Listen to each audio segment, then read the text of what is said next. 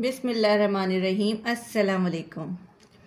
कल मैंने एक वीडियो अपलोड की थी जिसमें जो है मैंने मैथ के क्वेश्चन नंबर 4 तक जो है आपको सॉल्व करवाया था और उम्मीद है कि आपको बहुत अच्छे से समझ आ गया होगा। आज मैं क्वेश्चन नंबर 5 समझाऊंगी जिसमें आपके पास 3 क्वेश्चन दिए हुए हैं। इसी तरीके से क्वेश्चन नंबर 6 और तो हम स्टार्ट करते हैं क्वेश्चन नंबर 5 से। अब इसी तरीके से आपके पास एक सवाल है जिसकी वैल्यू जो है एक रूट के अंदर दी हुई है। आपको मैंने पहले भी बताया था कि जो रूट है रूट की वैल्यू होती है 1/2। तो एक काम करते हैं, इस क्वेश्चन में रूट को स्टार्टिंग से ही हम हटा देते हैं। अब मैं यहाँ पे कंप्लीटली वैल्यू लिख रही हूँ।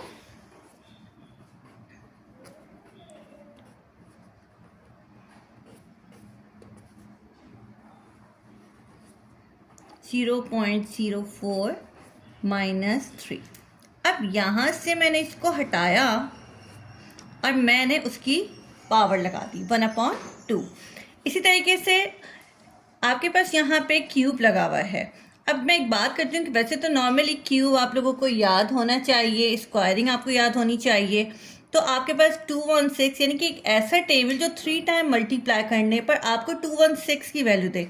अगर आपको ये मेथड समझ ना आए तो सिंपल आप इसका एलसीएम भी ले सकते हैं। 2 के टेबल से आपने इसको काटना है। 2 1 ज़ा 2, 1 नहीं आता 2 के टेबल में तो हम 0 लगा के उसको 16 कर देंगे। 2 के टेबल में 16 आता है, 2 8 ज़ा 16। इसी तरीके से आगे हम करते हैं। 2 के टेबल में 10 आता है 5 पर। इसी तरीके से 8 जो आता है 4 पर। आगे हम बढ़ते हैं। 2 2 ज़ा 4, 1 कैरी 14 हो गया। 2 7 ज़ा 14। अब 27 जो है वो 2 के टेबल में नहीं आता तो ये 3 में आता है। तो 3 के टेबल में 27 आता है 9 पर। 3 9 ज़ा 27, 3 3 ज़ा 9, 3 1 ज़ा 3। अब अगर गौर से देखें तो 2 का भी क्यूब बन चुका है और 3 का भी क्यूब बन चुका है। तो अब हम यहाँ पर आते हैं। इस तरीके से 2 के ऊपर भी मैं क्यूब लगा देती हूँ। इसी तरीके से 3 के ऊपर भी मैं क्यूब लगा देती हूँ। अब मैंने एक ब्रैकेट लगा दिया क्योंकि ऑलरेडी अगर देखा जाए तो वहाँ पर भी इसकी पावर है 2/3।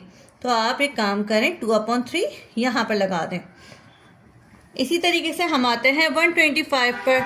तो ये तो आपके पास सिंपल है कि 5 का क्यूब जो है वो 125 होता है। तो हम एक काम करते हैं, यहाँ पे 5 और क्यूब लगा देते हैं। यहाँ पे उसकी अपनी भी एक पावर है, वो हम ब्रैकेट के बाहर लगा देते हैं। अब नीचे आ जाते हैं। हमारे पास यहाँ पर है 0.04। तो सिंपली मैं एक साइड पे जाके इसको सॉल्व करती हूँ। आपको पता है कि जो डेसिमल है, जो पॉइंट है, उसके नीचे हम 1 लगाते हैं और उसके बाद जितनी भी वैल्यूज़ होते हैं उतने हम 0 मेंशन करते हैं। तो वो वैल्यू हमारे पास 4/100 हो जाएगी। तो अब मैं यहाँ पे लिख देती हूँ 4/100। अब यहाँ पर -3। अब यहाँ पे जो पावर है 1/2, मैंने अगेन एक ब्रैकेट लगा दिया और मैंने यहाँ पे लिख दिया है 1/2।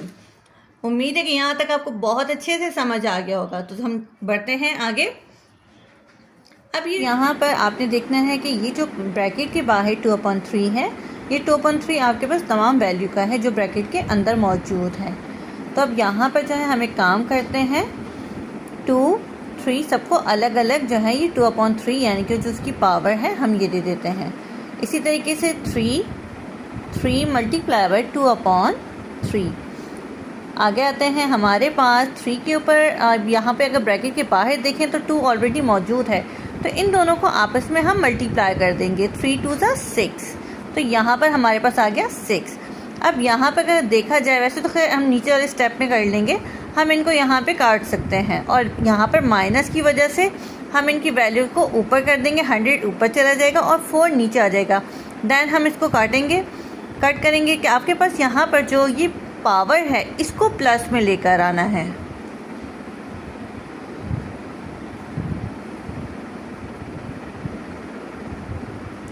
सबसे पहले तो हमने ये कर दिया 100 ऊपर और 4 नीचे।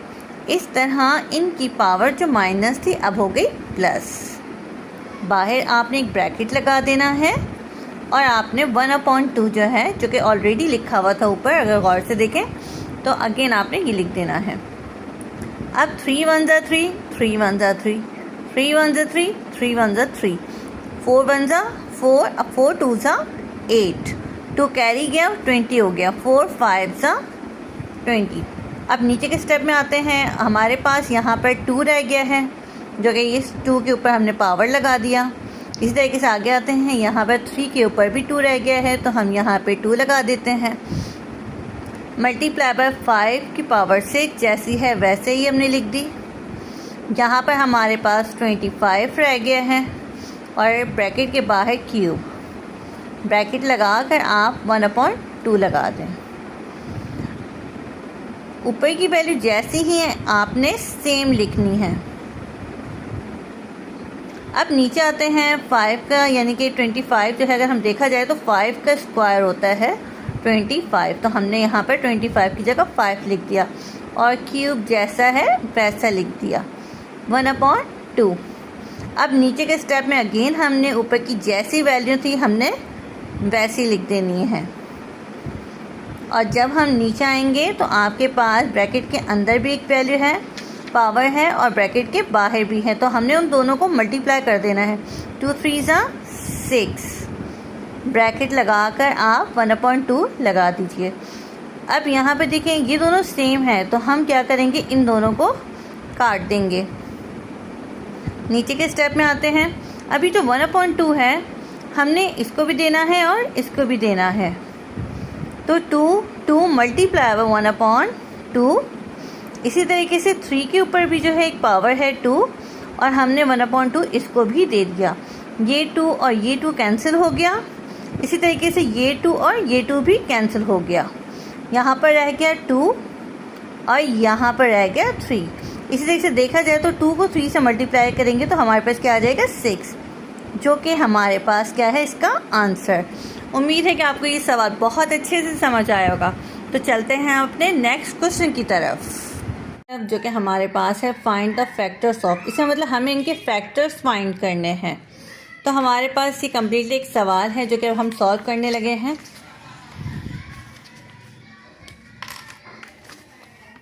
अब सबसे पहले तो आप अपना सवाल यहाँ पे लिख लें कि आपके पास सवाल क्या है। x² plus 5x plus 6।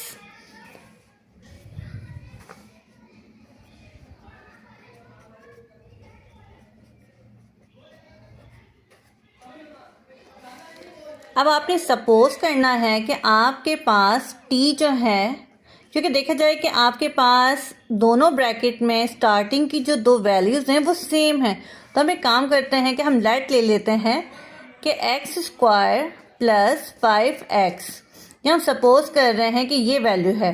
तो अब जब हम इसे नीचे लिखेंगे तो हमारे पास ये जो x² प्लस 5x है, हम इसकी जगह पे सिर्फ t लिखेंगे। तो अब हम एक काम करते हैं, यहाँ मैंने t लिख दिया प्लस 6। इसी तरीके से मैंने अगले ब्रैकेट में भी x² प्लस 5x की जगह पर मैंने t लिख दिया है, t प्लस 4, और ब्रैकेट के बाहर लिखा हुआ है 3। अब आपने क्या करना है, इस t को इस ब्रैकेट के दोनों वैल्यूज से मल्टीप्लाई करना है। t को t से मल्टीप्लाई किया, t², इसके पास भी प्लस है, इसके पास भी प्लस है, तो आपके पास आ गया प्लस t4 सा 4t। अब यहाँ आ जाते हैं, हमारे पास प्लस का साइन है, 6t को मल्टीप्लाई करेंगे तो 6t आ जाएगा। फिर दोनों के पास प्लस साइन है, 6 4 सा 24 माइनस 3। अब यहाँ नीचे आ जाते हैं t²।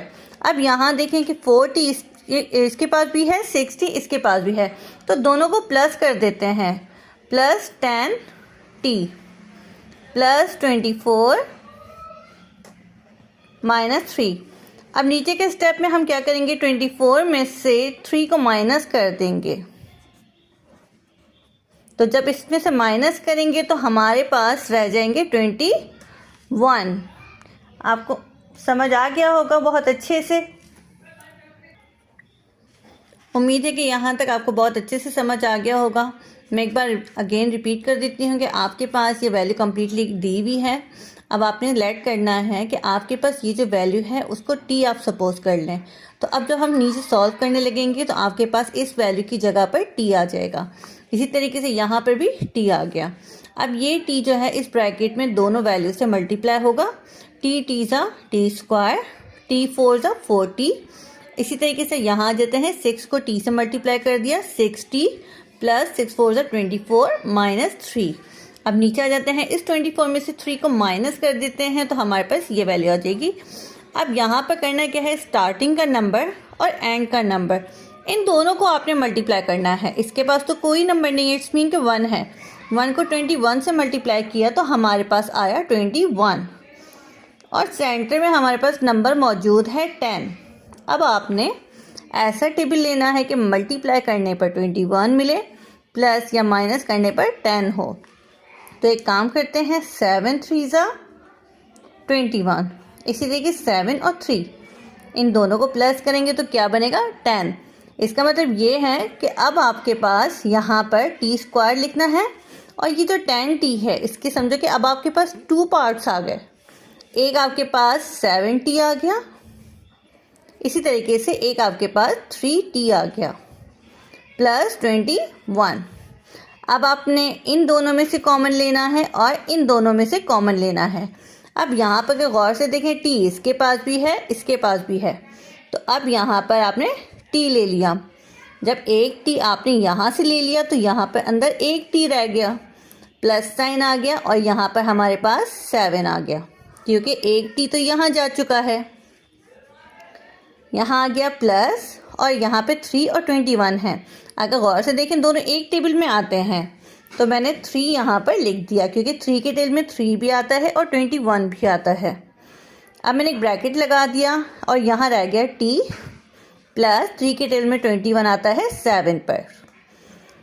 आप दोनों ब्रैकेट देखें कि आपके दोनों ब्रैकेट का सेम होना ज़रूरी है। अगर आपकी दोनों ब्रैकेट में कोई भी चेंजिंग आती है और वो सेम नहीं होते तो वो आंसर हम क्रॉस कर देते हैं। अब यहाँ पर जो दोनों सेम है, हमें काम करते हैं t प्लस 7 एक ब्रैकेट ये ले ली और दूसरा हमने t और प्लस 3 को एक ब्रैकेट में डाल दिया। अब इससे पहले हमने ऊपर ये सपोज किया था तो एक काम करते हैं, हमने ये कहा था ना कि t जो है सपोज करते हैं कि एक्स स्क्वायर प्लस 5x है। तो अब एक काम करते हैं, अगेन t की जगह पर हम उसकी अपनी वैल्यू दे देते हैं, एक्स स्क्वायर प्लस 5x और यहाँ से आ गया प्लस 7।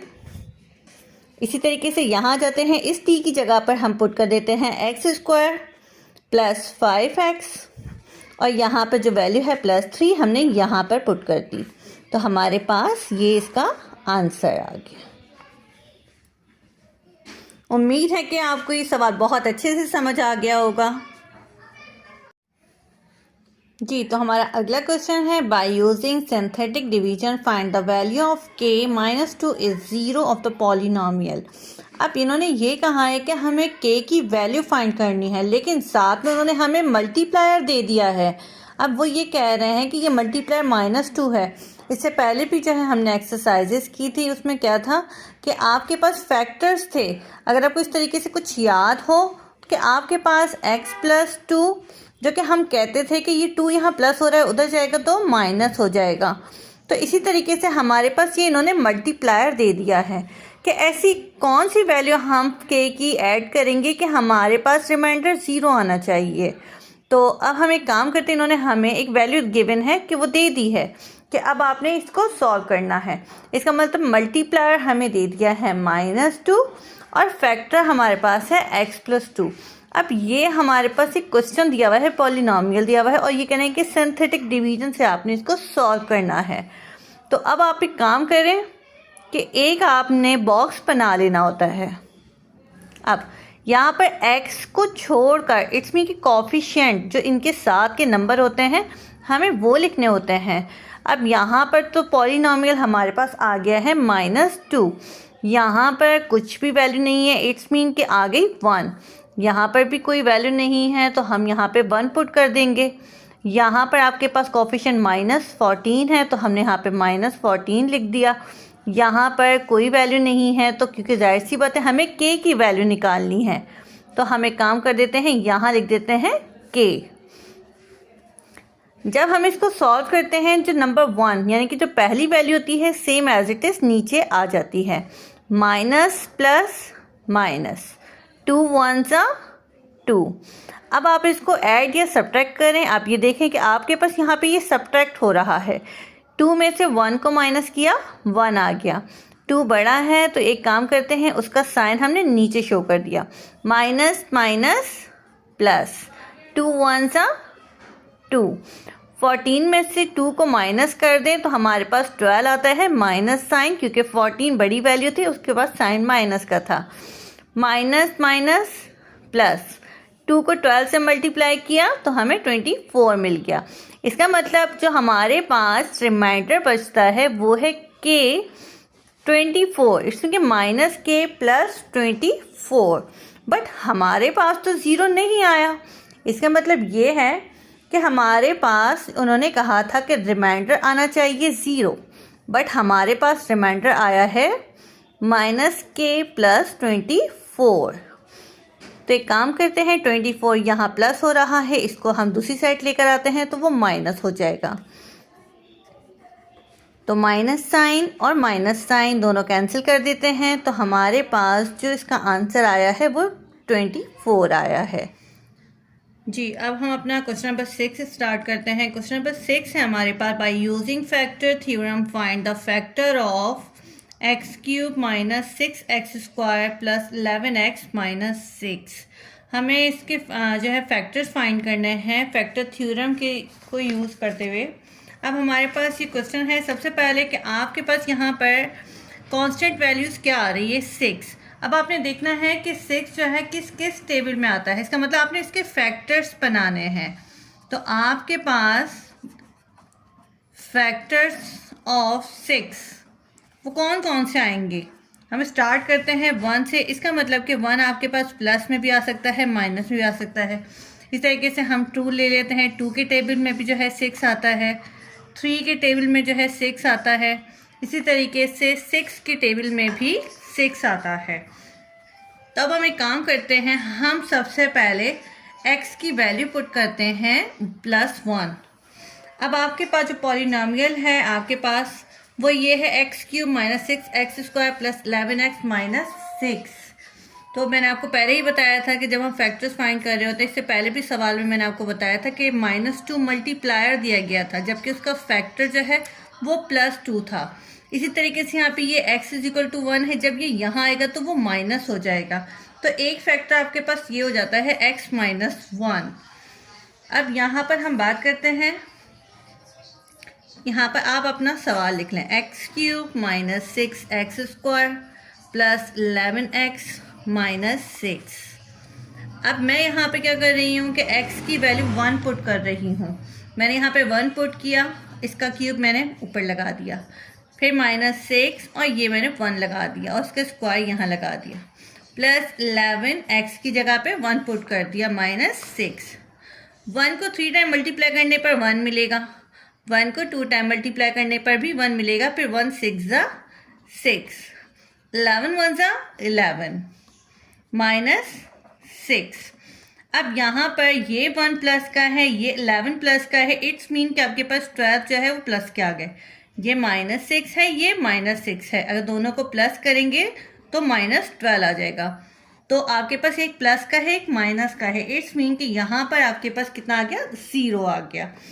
जी, अब हम यहाँ पे करते हैं कि हमारे पास सबसे पहले कि हमने कौन सी वैल्यू पुट की, 1 पुट किया, ठीक है। अब इसी तरीके से यहाँ पर हमारे पास जो सवाल था, अगर हम इसको देख लें कम्प्लीटली कि आपके पास x की वैल्यू को छोड़कर अब कोफिशिएंट सिर्फ हमने देखने हैं, यहाँ कुछ भी नहीं है, इट्स मीन कि यहाँ पर 1 मौजूद है।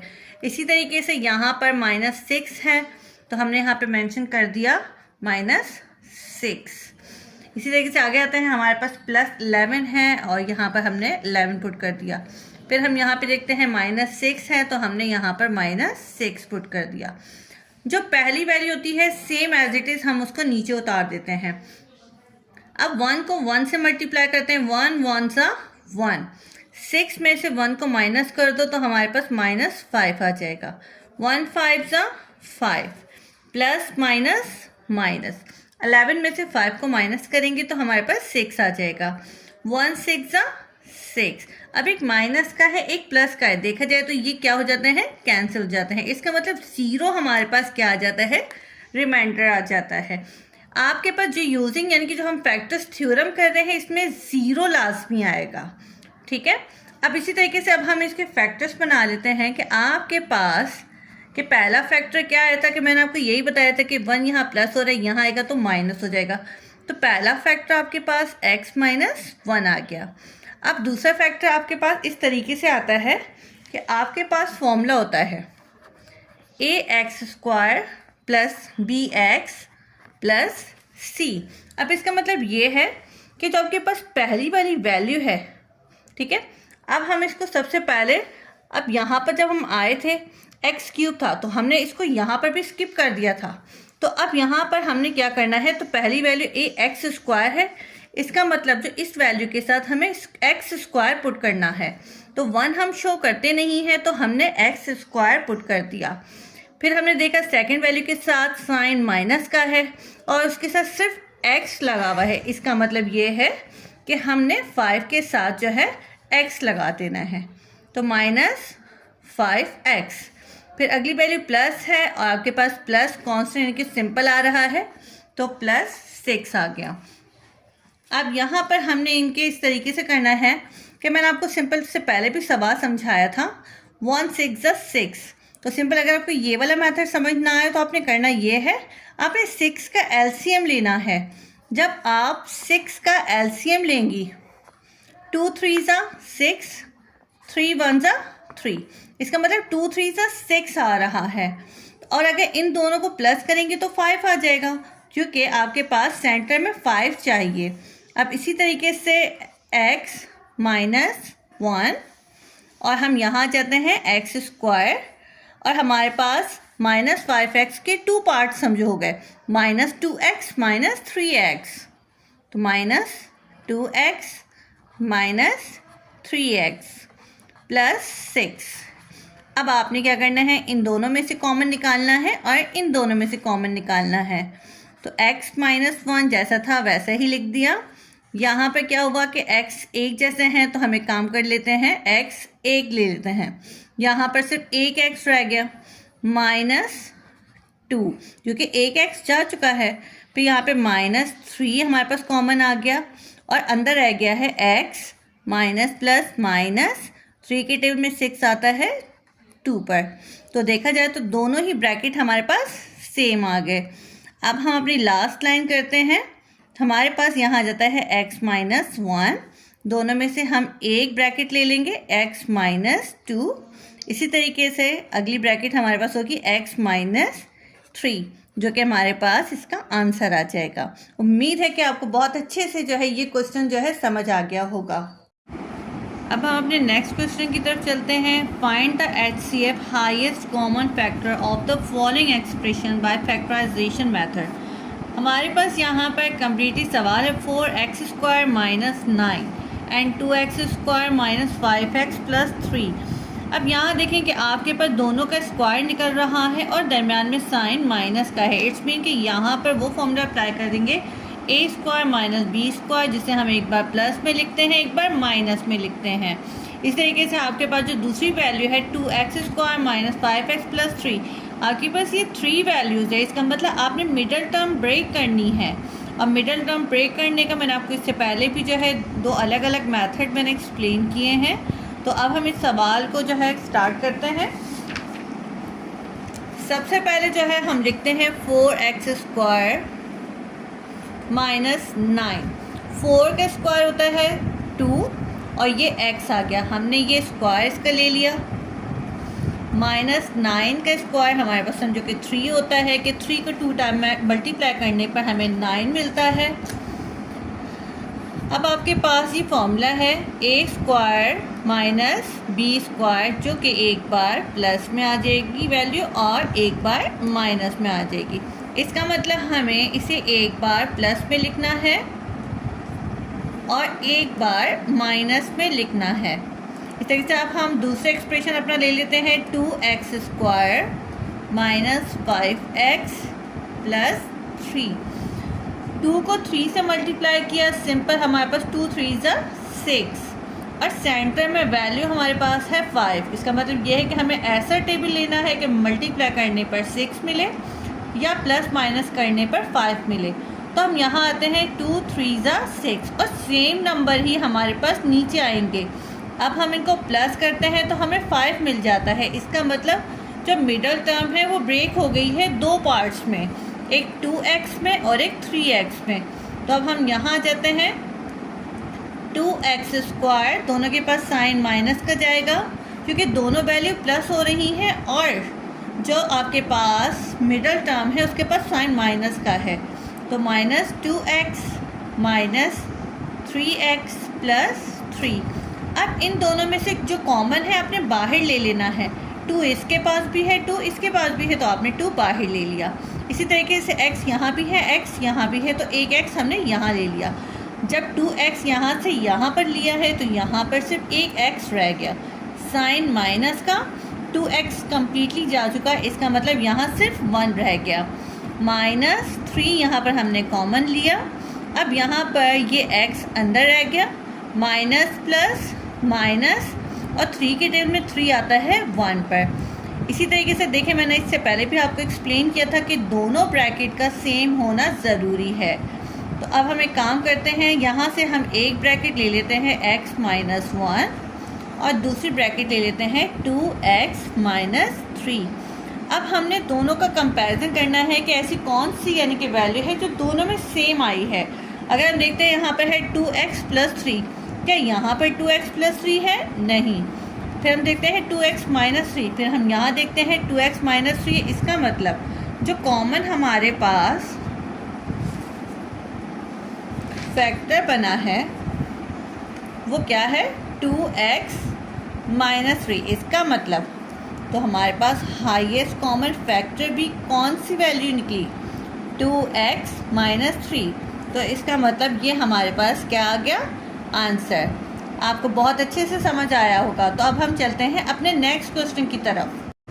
जी, तो अब हमारे पास जो नेक्स्ट क्वेश्चन है वो ये है, simplify 1/x + 1 minus 2/x + 2 plus 3/x + 3। तो अब हम इस सवाल को सॉल्व करने चलते हैं। सबसे पहले तो आपने इन तीनों के एलसीएम ले लेना है। तो इसमें आपके पास जो वैल्यू गिवन है x + 1 सेम आ गई, यहाँ पर x + 2 आपने मेंशन कर दिया और साथ में x + 3 आपने मेंशन कर दिया।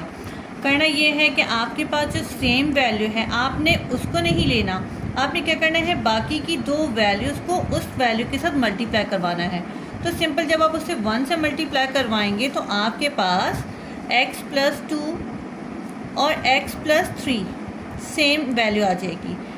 माइनस का साइन हम लगा देते हैं और यहाँ पे हमने 2 लिख दिया। अब यहाँ पे x + 2 है, इसका मतलब आपने क्या करना है, x + 2 को नहीं लेना, आपने बाकी की दो वैल्यूज़ को लेना है।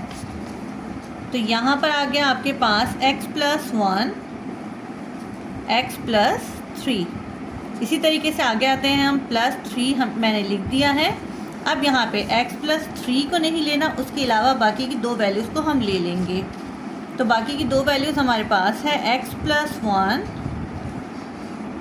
x + 2। अब हम एक काम करेंगे, इनको आपने मल्टीप्लाई करना है। आपको मैंने पहले भी समझाया था, इसी तरीके से एक्सप्लेन किया था कि आपके पास ये पहली वैल्यू इन दोनों से मल्टीप्लाई होगी, फिर दूसरी वैल्यू जो है दोनों से मल्टीप्लाई होगी। x को x के साथ जो है हमने मल्टीप्लाई कर दिया,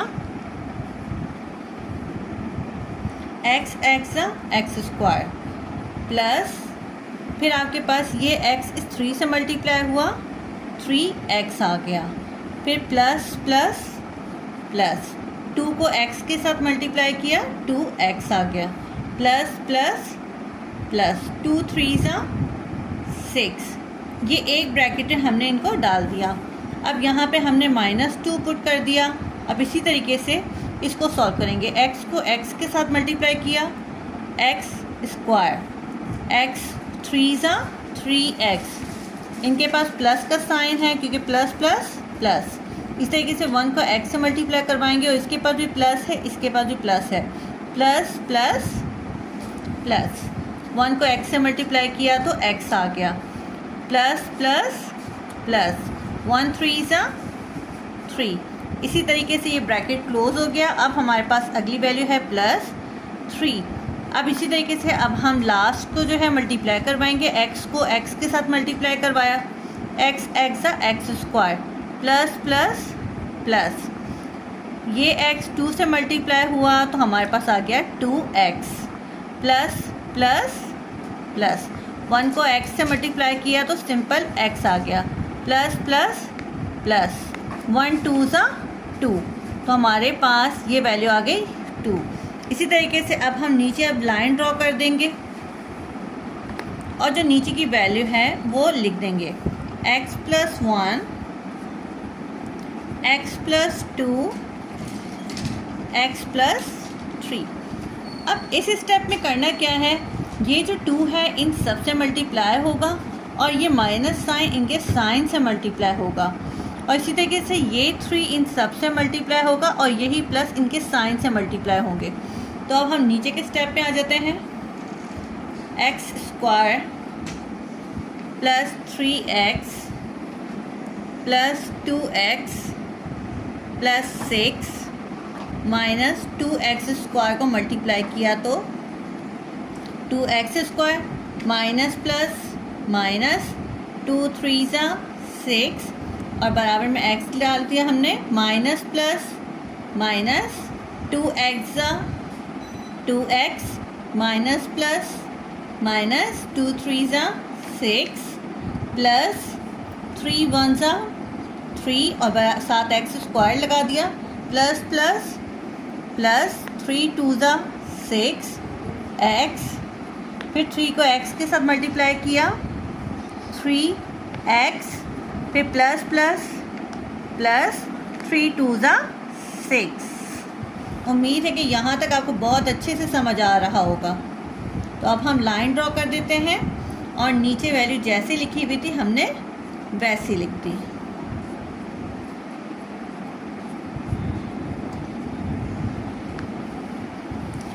अब हमने इस स्टेप में करना ये है कि आपके पास ये जो 2x और 3x हैं इनको प्लस कर दें, इन वैल्यू को जो है प्लस कर दें, साइन माइनस का आ जाएगा और यहाँ पे इन दोनों को प्लस कर देंगे।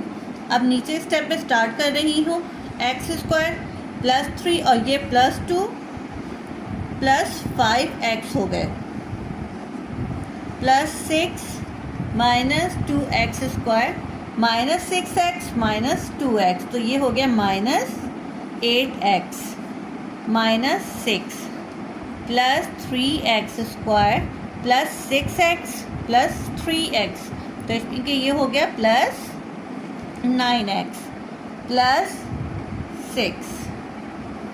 Same as it is again हम एक लाइन ड्रॉ कर देंगे, x + 1, x + 2, x + 3। अब हम एक काम करते हैं, सिंपली जो x स्क्वायर की वैल्यू है सब एक तरफ ले लेते हैं। यहाँ से x स्क्वायर आ गया, यहाँ से माइनस 2x स्क्वायर आ गया, यहाँ से प्लस 3x स्क्वायर आ गया।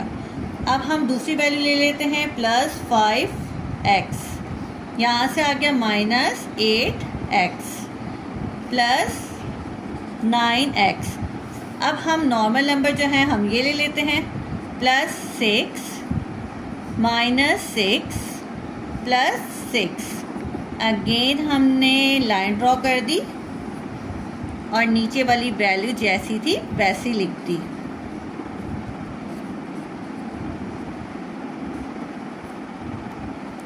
अब यहाँ पर देखें, ये प्लस की वैल्यू है, ये प्लस की वैल्यू है, तो 3 और 1 4 हो गए। 4 में से 2 को माइनस कर दिया तो हमारे पास 2x स्क्वायर आ गया। अब हम आगे आते हैं, ये दोनों प्लस की वैल्यू हैं तो 9 और 5 इनको प्लस किया तो हमारे पास 14 आ गया, और 14 में से 8 को निकाला तो हमारे पास 6 आ गया, प्लस साइन क्योंकि 14 की वैल्यू बड़ी थी तो हमारे पास यहाँ पर आ गया 6x। ये प्लस 6 है, ये माइनस 6 है, तो सिंपल यहाँ पर रह गया 6। अगेन लाइन ड्रॉ कर देते हैं, नीचे की वैल्यू जैसी थी हमने वैसी लिख दी।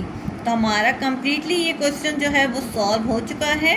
अक्सर बच्चे इस सवाल को करते हुए बहुत ज़्यादा परेशान होते हैं, जबकि ये सवाल बहुत ज़्यादा ही आसान है। उम्मीद है कि आज के तमाम क्वेश्चंस आपको बहुत अच्छे से समझ आए होंगे। इंशाअल्लाह आगे के क्वेश्चन मैं कल की वीडियो में अपलोड करूँगी। अपना ख्याल रखिएगा। अल्लाह हाफ़िज़।